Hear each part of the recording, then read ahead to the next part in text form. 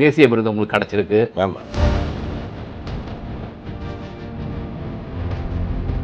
எல்லாரும் மிகச்சிறந்த நடிகர், சூப்பர் அப்படின்லாம் சொல்றாங்க. உங்க மனசை தொட்டு சொல்லுங்க, உங்களுக்கு இந்த விருது நியாயமானதா? இல்லை, நான் உங்களுக்கே தெரியும், நான் எதையுமே எதிர்பார்க்கல. கடமையை செய், பலனை எதிர்பார்க்காதே, அதை நான் உனக்கு தருவேன். பகவான் ஸ்ரீகிருஷ்ணர் சொல்லியிருக்காரு. அந்த மாதிரி இப்படியே நடிச்சுக்கிட்டே இருப்போம். என்கிட்ட ஒருத்தர் கேட்டாருன்னா, அவ்வளோ நல்லா நடிக்கிற உனக்கு என்ன அவார்டு கொடுக்கலாம்?